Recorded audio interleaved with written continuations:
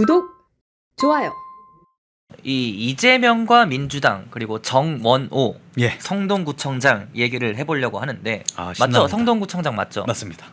아니 최근에 이런 신나요. SNS 글을 올렸어요. 신나요? 예. 뭐가 신나시죠? 아니 그래도 우리가 좀 긍정적인 얘기를 할 수 있어서 신난다. 아, 자 이런 말을 했어요. 네. SNS에다가 이 정원호 구청장이 잘하긴 잘하나 보다. 예. 나는 명함도 못 내밀겠다. 이런 글을 올렸는데 예. 어떻게 보세요? 뭔가 좀 이 시기적으로 타이밍적으로 옛 속담에 뭐 오얏나무 아래서 가끔 고쳐 매지 마라 이런 속담이 있는데 뭐겠습니까? 예. 오해에 살만한 행동하지 마라 이건데 예. 지금 이재명 대통령이 하는 행태 지금 이렇게 SNS에 글을 올린 행태는 사실상 오얏나무 어디 있는지 찾아다니면서 가끔 묶으려고 찾아다니면서 밑에 가서 사실 한 거죠. 그러니까 노골적으로 이 구청장을 밀어준 것이고 의도가 있다. 그렇죠. 의도가 있을 수밖에 없다라고 보고 지금 저는 이재명 대통령이 하는 이 태도가 예. 이 당정 갈등, 그러니까 정청래 대표와의 당정 갈등에 미쳐서 지금 본인의 판단력이 좀 흐려진 게 아니냐. 그러니까 서울시장 선거에서 민주당이 이기는 걸 정말 원한다면 사실 이런 식으로 안에서 경선 싸움을 돕고 라인 만들고 있을 것이 아니라 지금 부동산 정책이라든지 지금 부동산 대책 나오고 나서 지금까지 부동산 가격 한 9% 정도 폭등을 했다고 해요. 내년에 더 뛸 거라는데요? 그렇죠. 더 뛸 수밖에 없죠. 폭등을 한 게 뭡니까? 공급은 없고 수요 억제책으로만 극단적으로 지금 가고 있기 때문이 아니겠습니까? 내년 같은 경우에 지금 내년 이제 봄 이사철만 돼도 지금 전세 수요가 일단 완전히 없어졌기 때문에 전세 매물 자체가 없어졌기 때문에 월세도 폭등할 겁니다.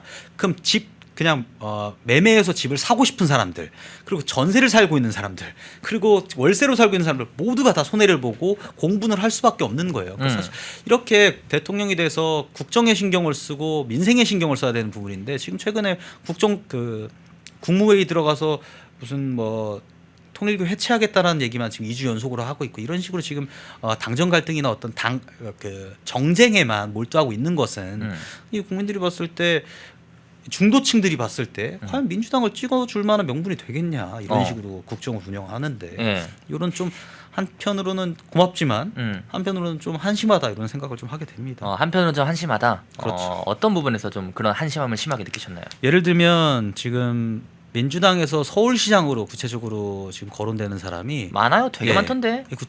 이 정원호 구청장이 지지율로 따지면 한 3위 정도 됩니다. 3위. 예.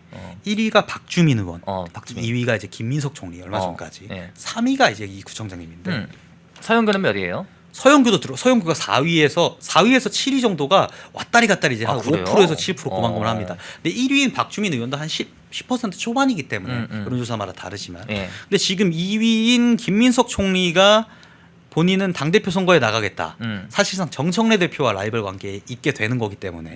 그럼 박주민 의원이 1위였는데 지금 갑자기 3위였던 이 정원호 구청장이 2위로 올라오면서 이재명 대통령이 푸시를 해주면서 사실 뒤통수 세게 맞은 거거든요. 그러니까 박주민 의원 같은 경우에는 개파 색깔을 크게 이제 가져가지 않으려는 그런 사람이에요. 근데 지금과 같이 서울시장이 바로 눈앞에 있는데 이재명 대통령이 갑자기 다른 구청장을 밀어주면서 3위였다가 2위가 된.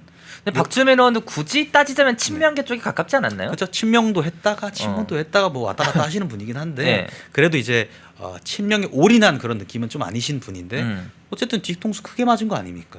이런 것들이 앞으로 있을 그 이재명 대통령이 정말 힘겨운 나머지 4년 아마 점점 지지율 깎이면서 이제 당 안에서도 엄청 많이 푸시를 당할 거란 말이에요. 정청래 대표를 비롯해서. 왜냐면 저쪽에서는 개딸들이나 강성 지지층을 뭉쳐내야 되니까. 저희 예전에 윤석열 대통령이 정말 안타깝게도 우리 당의 당대표한테 혼났던 까였던 것처럼 그런 부적절한 상황들이 민주당에서도 이제 앞으로 발발하게 될 것인데 굳이 지금 또 적을 만들어 가지고. 근데 그러면은 사실 이 지방선거 공천 같은 경우는 정청래가 쥐고 있지 않습니까? 지금 민주당 당대표인. 그렇죠. 그럼 정청래가 이 이재명의 이런 발언에 대해서 무시할 수 없다 뭐 이렇게 해석을 하시는 건가요 지금? 그렇죠. 완전히 무시할 수도 없고 일단은 이런 행위들이 라인을 만들어서 자기가 이렇게 이재명 대통령이 점지하는 행위들이 그의 반대급부로 적을 만들게 되는 행위이고 정청래 대표도 사실은 그렇게 또 막 나갈 수는 없는 것이 얼마 전에 어쨌든 1인 1표제랑 그리고 그 경선제 다 기각되지 않았습니까? 그게 기각이 된 게 뭐냐면 결국에 당원 주권 정당이라고 해놓고 지금 일반 당원이나 권리 당원의 파워가 대의원에 비해 훨씬 약한 상황을 계속 유지할 수밖에 없는 상황입니다. 근데 대의원 같은 경우에는 과거에 이재명이 당 대표 당시에 임명했던 예.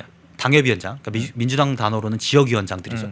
지역위원장들이 임명한 사람들이 많아요. 근데 지금 1대 40으로 대의원들이 40배의 표의 가치를 가지고 있단 말입니다. 다시 얘기하면 이재명 쪽에서도 지금 아직 힘을 갖고 있다는 겁니다. 예. 1인 표제로 만들었으면 정청래가 아마 쭉 치고 나갔을 텐데 지금 이재명 대통령이 기가 살아서 이 정원호 구청장을 밀 수 있는 어떤 정말 마지막 타이밍이라고 해야 될까요? 예. 방금 같은 타이밍에 승부수를 던진 게 아니겠냐. 승부수. 예, 그렇게 보이는 거죠.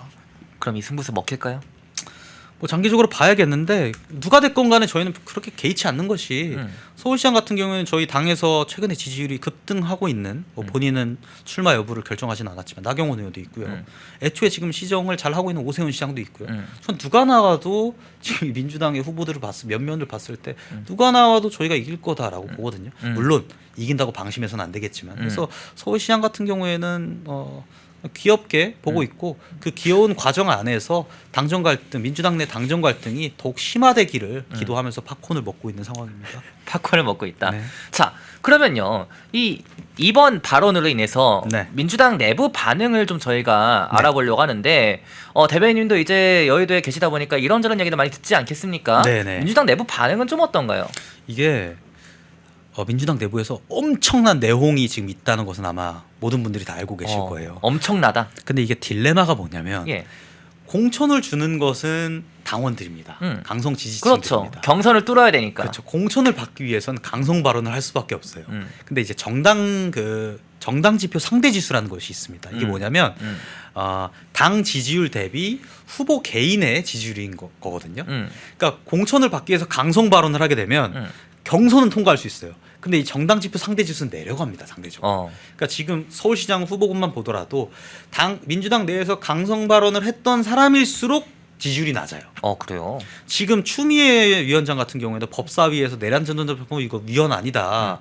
이거 위헌 소지 없다. 위헌 12만 있을 뿐이다. 자꾸 소란 일으키지 마라. 이런 강성 발언을 지금 마지막으로 하고 있지 않습니까? 본인 경기도지사 출마하겠다고 사임하겠다는 의사를 밝혀놓고 이런 것들이 지금 경기도지사는 여차하면 이길 수 있을 것 같거든 본인이 봤을 때는. 그래서 일단은 마지막으로 내가 강성 지지층에 소구를 하고 그 떨어진 정당 지표 상대 지수를 나가서 다시 회복하는 데 이제 심혈을 기울일 건데 괜히 굳이 내렸다가 올리는 것이 민주당 입장에서 완전 딜레마가 되는 거 아닙니까? 예. 결국에는 당선이 돼야 민주당 입장에서는 득인 것인데 당선이 되기 전에 경선 과정에서 깎아놓고 올려야 되는 상황이 발생하는 것 때문에 민주당 안에서는 굉장한 지금 딜레마에 빠져 있고 내부에서도 비판들이 굉장히 가득하다. 심지어 이 내란 전담 재판부 같은 경우에도 말 나온 김에 말씀드리자면 예. 지금 민주당에서 김명기 원내대표를 비롯해서 한 20명들의 의원들이 이거 위헌 소지가 있다. 이거 잘못하면 큰일 난다라고 안에서 벌써 오피셜하게 네거티브한 반응을 내고 있지 않습니까? 내부에서도. 그렇죠. 원래 과거 같았으면요.